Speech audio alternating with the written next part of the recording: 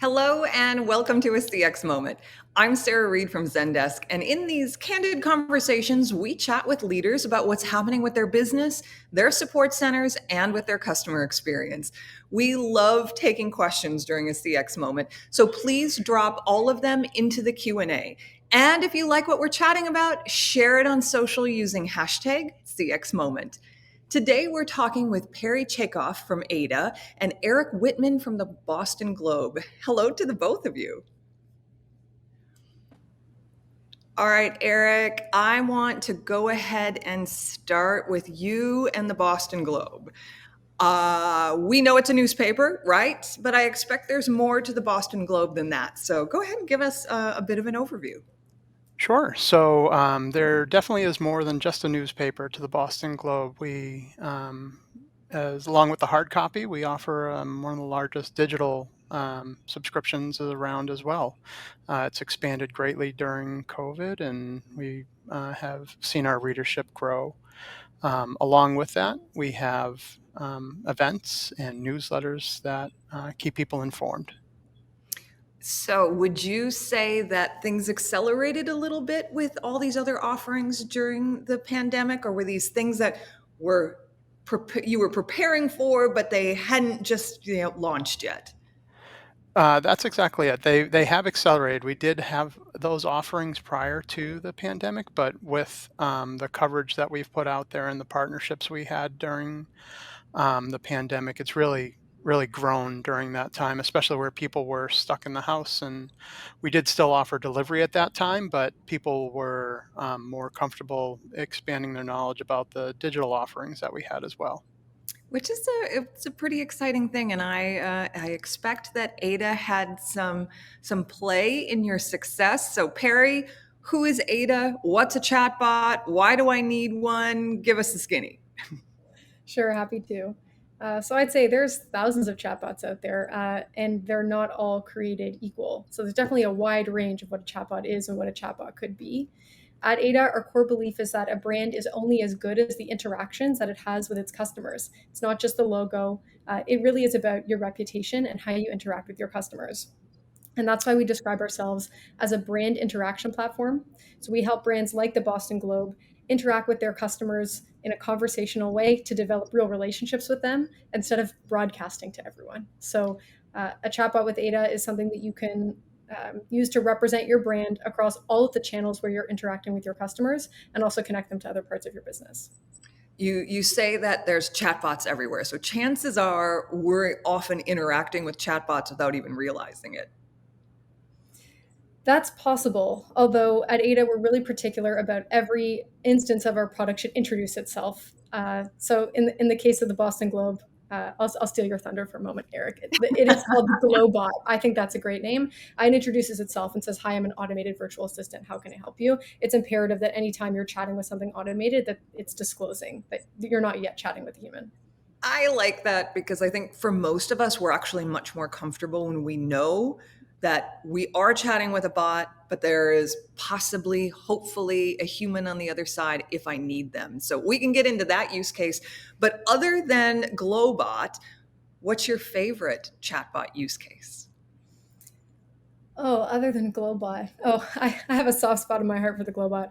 I think one of my favorite use cases generally of our product is, we have a stronghold in customer support. I think Ada is really well known as a tool you can use to help your customers help themselves and drive self-serve support. But what really gets me excited is when people think about using Ada to drive revenue for the business. So I'm sure we'll get into that in just a couple of minutes, but I think it's really interesting to look at your chatbot as a representative of your brand, something that's on 24/7 to help your customers if they're looking for support or just to create a relationship with them, encourage them to maintain their subscription, let them know about other offers that you have, using Ada not just for support optimization, but also driving revenue and growth for a brand. Well, you bring up some things that I know you have an opinion on, Eric. So let's just jump right on in there. How does Ada, how does customer support, how does your chatbot, how does that all help the Boston Globe?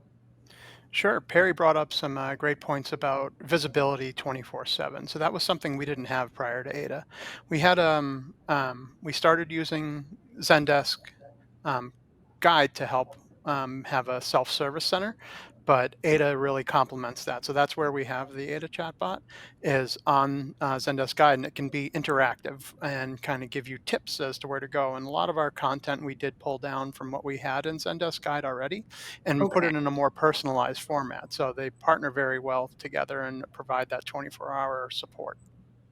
Other than the 24-hour support, was there a specific problem or challenge that you were trying to solve when you decided to implement the chatbot?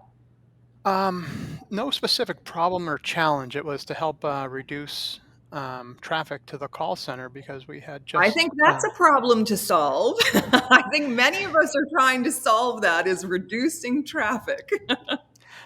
that is a good point. Yeah, we had recently transitioned over to a third party provider for our call center support, and this was a good complement to it to be able to deflect some of that traffic as a lower cost solution to um, having a phone line that would need to be open longer. Did you have like how easy or hard was it to implement not only a chatbot but now to implement it with a third party outsourcer? So it's a little bit you've added the extra layer of Mhm. possible complexity in there. Walk us through what that implementation was like. Sure. I'm going to have to highlight Perry's team on this because they made it seamless. So it was very easy to do that. The way the implementation works is that they really take you by the hand and show you all the steps that you need to do to be able to um, create answers and flows within Ada. So I'm kind of more of a hands-on guy, so I took that away from them a little bit. They did the first part, and then I kind of grabbed it from them and said, "Well, I'm going to do this, and you can tell me if I'm wrong or right on it." So that way, I knew because I knew I had to support it going forward, and Mhm. I had the impression that they were going to be there for the implementation and maybe not so much afterwards. But to be honest, that hasn't been the case. Ada's been with us every step of the way and been there to support us whenever we needed it. Was this a pretty typical implementation, Perry, or was there something unusual about this? No, we have a tried and true process that we've used many, many, many times now. I think in the case of the Boston Globe, Eric and his team had a really good sense of who is the customer and what challenges do they generally have that they should prioritize building out first. And I think it's important that when you're building out something that's automated, that you are really thinking about the customer that you're building it for. That's Mm. ultimately what you're trying to do. As much as we're talking about reducing traffic, I think in some ways Ada is an opportunity for Boston Globe to interact with more of their customers, right? It just means you don't need as many human staff to do that. So I think in that way, the Boston Globe was typical in understanding the customer they're building for, building out answers to the most frequently asked questions, and then iterating from there. And usually that process happens pretty quickly. Well, I have to say, I have played around with Flobot, and I found it to be an incredibly seamless situation. And I felt very comfortable just asking my questions. I liked the responses I got. I liked the options I also had. I thought the entire flow was really, really comfortable. Eric, who's doing all that work on the back end? Like, who's drafting these responses? Who's making sure that the flow feels right? How do you staff up? So it's me. Uh, with once again with the help of Ada. So during our early implementation, they took as we created more content for it, they reviewed that content and gave suggestions based on that. So the additional options that you have once you ask it a question were suggestions provided by many of the Ada staff, and I've built upon that. As we go on. So now that's kind of part of my development of an answer is to make sure that they're called quick replies below an answer that's given in case somebody wants to continue following along that trail or ask something that's similar to the topic that they're on. We have a question, Perry, and I don't, you may or may not have all the answers to this, but I'm going to ask it anyway. This comes from Chris. And what are the differentiators between Ada's service versus Zendesk's native chat? This is a good question. I actually think that there's a place for both AnswerBot and for Ada out in the wild. It just depends on what you're trying to do. I'm obviously more familiar with the Ada solution than I am with with AnswerBot, but my understanding is AnswerBot it's pulling up Zendesk guide articles that are most relevant and like understanding the intent of the customer, presenting articles that are most relevant to them. I think what's different about Ada is that it's conversational. It's someone non-technical on your team, like Eric, can go in and say, "This is how we want the Globot to communicate with our customers." So A, that it's conversational, and B, that we're able to connect the backend systems to personalize that experience. So Eric can say, "Hey Perry, welcome back. Your subscription is renewing next month. Did you want to review your options?" Right? Hypothetical flow. I think it's about those personalized interactions that are relevant to me, depending on where I am in my journey, and also even what channel we're talking in. Well, and you're touching on some things which I think are so important to Zendesk, and certainly with our partnership and how we want to present our entire solution, whether it be a native product or with our partners out to our customers. And that is, we don't expect you to have a coding like background. We don't expect that every single one of our admins is going to have this long developer career. We want people like Eric, like our support leaders, to be able to go in and implement these solutions pretty quickly and seamlessly, and certainly Ada helps us do that as well. All right, so we talked a bit about the implementation. Eric, I want to know, what were some of those really quick wins that you had after the implementation that you could go back to your C staff or go back to your leadership and go, high five, like this is working. I told you this was a great idea. Sure. So we did see a reduction in call volume immediately. It wasn't monumental, but it was enough to be able to notice for sure. Um, we saw great traffic to the bot itself, and we have a really good containment rate in there as well. So I think we were looking at over an average somewhere between 89 to 92% of containment of conversations that don't need to be escalated to a chat rep. Um, that being said, the chat reps are there if needed. So it allowed them to be freed up to work on more emails that came in. So we used to have a very large chat volume prior to Mhm. Ada. So it wasn't just call volume that was reduced, and it was chat volume as well, which helps from a ability to handle the work that's presented, the communications that are presented, as well as a monetary standpoint from an ROI. So it was those were some of the immediate wins that we saw there. So definitely scalability, certainly the flexibility in moving your agents into the channels that you have the higher volumes, moving them away from the ones that the bot can support. And as Perry mentioned earlier, the bot allows you to talk to more customers because you're able to reach more across that 24-hour sphere. Now, Perry, did I hear a puppy in the background? I don't know if you can hear, my poodle was dreaming and whimpering and barking in his sleep. So I think I just woke him up, but he looks okay now. All right.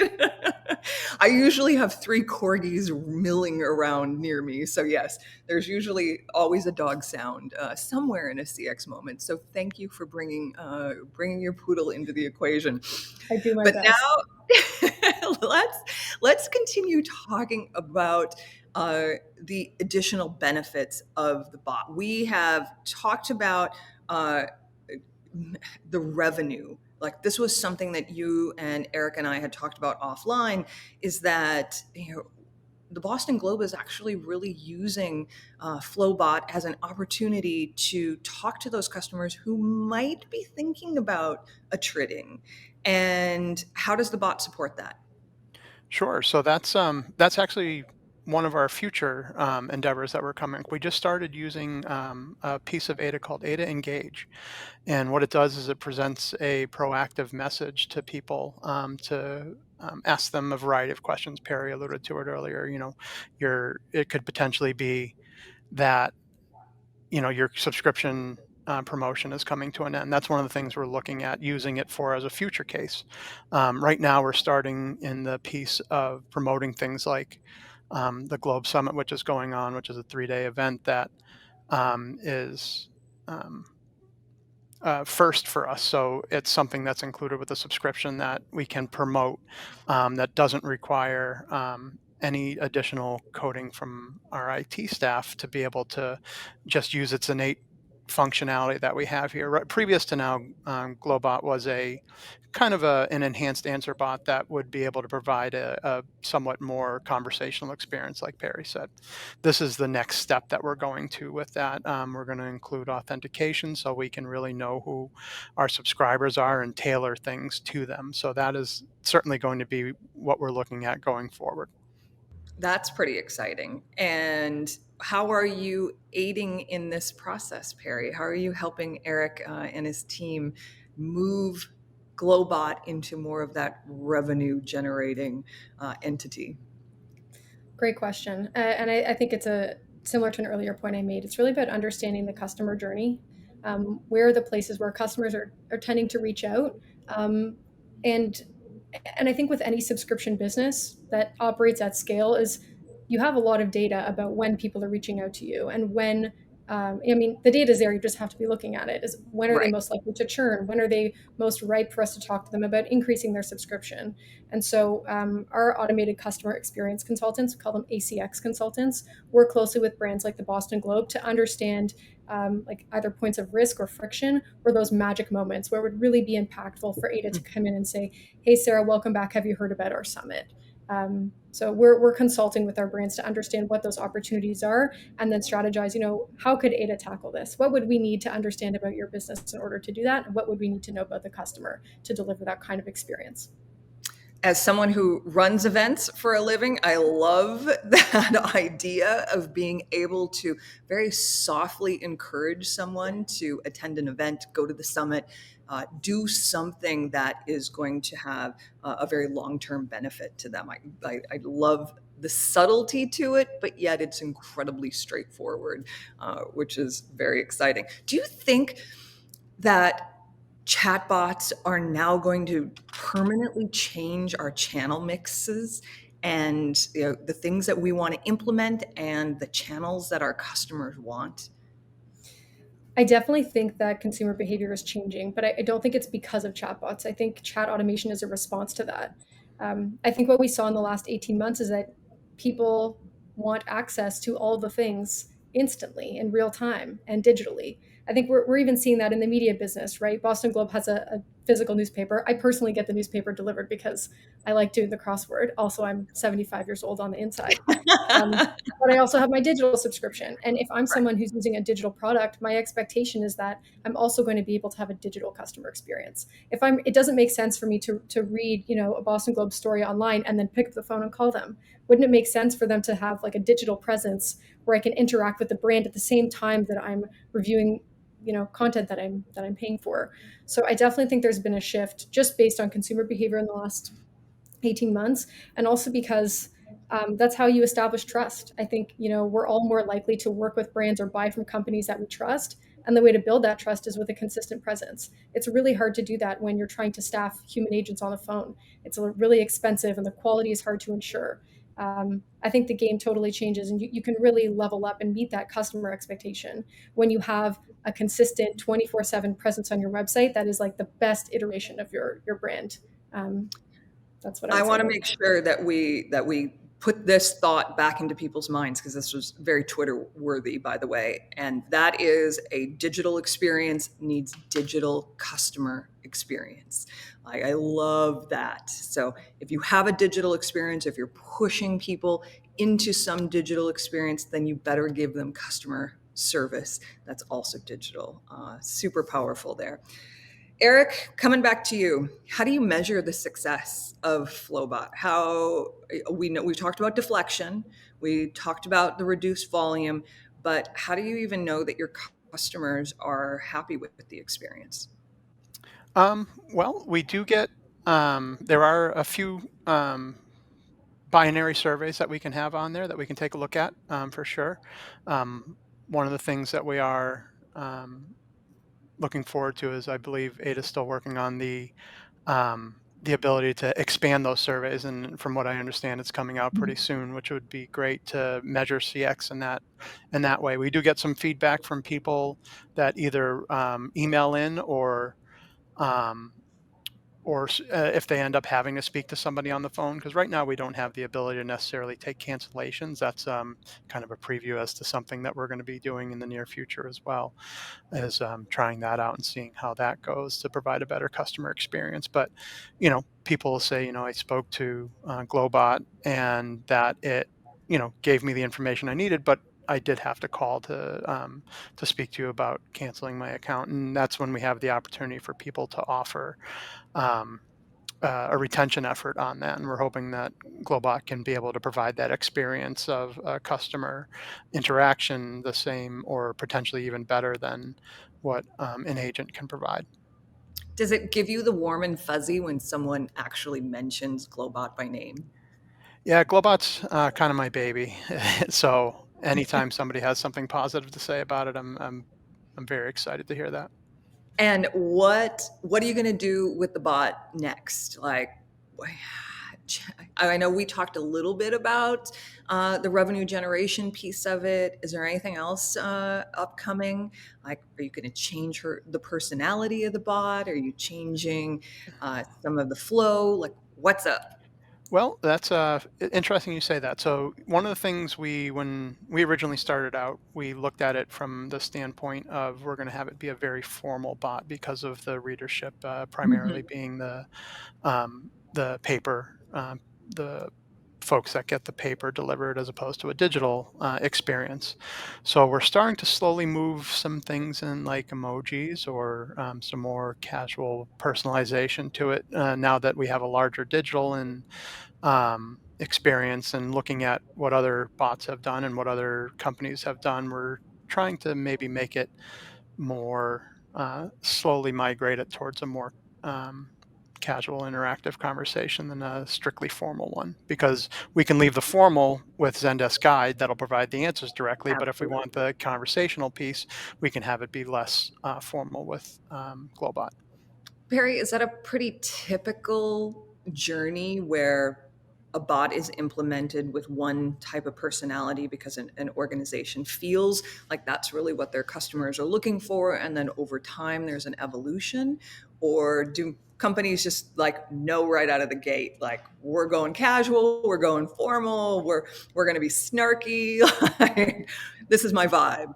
I think it really depends on the brand and how they perceive their own brand identity. Definitely what we've seen that's really successful, particularly in e-commerce, where the brand is Mm, so much a part of their identity, is that immediately when the bot gets launched, what's almost more important than the content is how it looks and feels. People are yeah. really invested in, if this is the thing that's going to represent us, it's going to give the same answers to every time you ask, how do I sign up for an account? It's going to give the same answer. It has to be the best version of that answer. And how can we best represent the Boston Globe in that answer?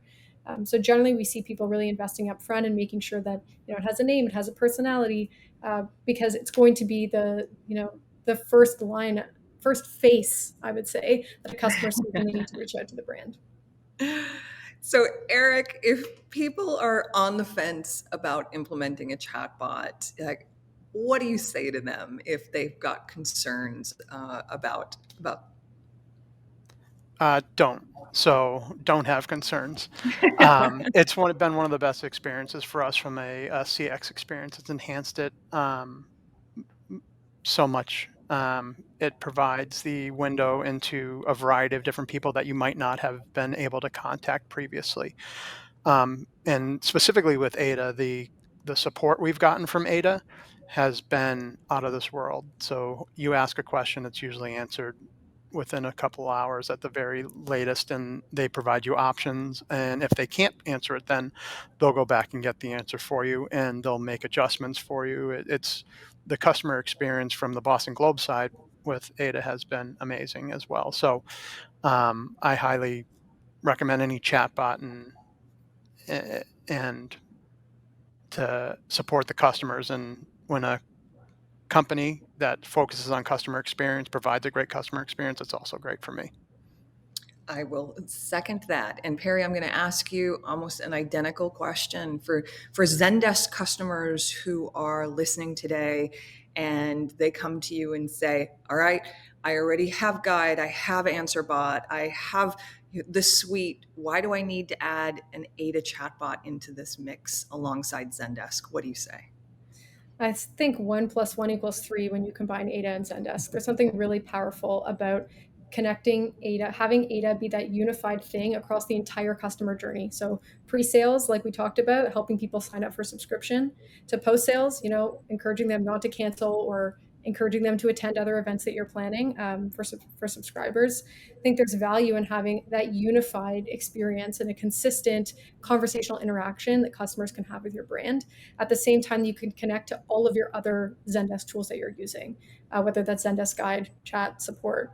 Um, so I really do think that it's a great match, and I think what really excites me about what the Boston Globe is doing, what tells me that this is really a successful partnership, is that Boston Globe is innovating, and they are thinking beyond maybe what Ada or Zendesk thought that you could do with each of our tools individually. It's bringing them together that is empowering the Boston Globe to think differently about how what someone might think is like an antiquated industry, newspapers, Right. right? How they could be innovative and launch a digital customer experience and stay really competitive and build customer loyalty using our technology. And in our last moment or so, what's next for this partnership? Like, where are you all headed from here? What's on that roadmap? I'll pull back the curtain a little bit. I've participated in some of the beta things that Ada has going on, so I'm always looking to look for any new innovation that they have and be able to participate in those to help develop this for others. How Yeah, about we you, very Perry? much appreciate the Boston Globe testing out some of the new things that we have under the hood, and really pushing us to think differently about what we're building and build really compelling product for subscription businesses. Well, I was going to end us there because that was really fantastic. But we did just get this awesome question in, and I want to throw this to you, Perry. It comes from Jeff, and it's, in a typical situation, how does a human agent know when to intervene in a chatbot dialogue? So it just maybe isn't working as well as it needs to because that customer is asking a question that the poor chatbot is like, Eric has not taught me the answer to this yet. Correct. Poor Globot. Okay, great question. So the way that Ada hands off to a human agent can happen in two ways. Number one, it can happen because Eric says it has to happen. He's built it Mm, in so that anytime when someone says, I need to speak to an agent, or I'm having a problem with my delivery. These are things that Eric knows needs to go to an agent, and he's built that in. So an agent doesn't have to make that decision. Ada decides and then taps the Zendesk agent when human help is needed. I like it. Um, so really, those are the two ways. A, because Eric said it should, or B, because the customer has said, I want to speak to a human agent, and then we connect to the human team. The second question there that you asked is, how do you get feedback from the customer that the chatbot is working? I think Eric kind of alluded to this. There's a couple different ways we get that feedback. So we can see on an answer by answer basis the feedback from customers via a thumbs up and a thumbs down. Did this help you? Did this not help you? And we also provide Eric's team with analytics in the dashboard that say, these are the top things that that Ada couldn't resolve and that ended up being passed off to an agent, and that's a good quality metric as well. Oh, that's a fantastic metric to be able to say, here are the things that have been passed to an agent, and now Eric knows, ooh, I can actually build this into the flow and prevent these from going to agents in the future. Love it. Well, to the two of you, this was so much fun to talk about. Unfortunately, that's it for today. So, Eric and Perry, thanks for sharing your expertise. And thank you to everyone who is listening and spending time. Thank you for sharing this moment with us. You can give us feedback by clicking on the Provide Feedback button at the top or check in the chat. There should be a short survey. We love feedback, bots or not. And if you're interested in Ada, please reach out and book a custom demo with them. It will be tailored to your organization's unique needs. And as you heard, Ada and Zendesk work beautifully together. And please join us on October 21st for CX Discoveries, where we're going to talk about the 3 stages of customer experience maturity. This is a really cool, awesome event. Hope to see you there October 21st. And then we'll be back with a CX moment on November 18th when we'll be talking to the city of St. Louis. And until then, please be safe, be helpful, and we'll chat again soon. Thanks, everyone.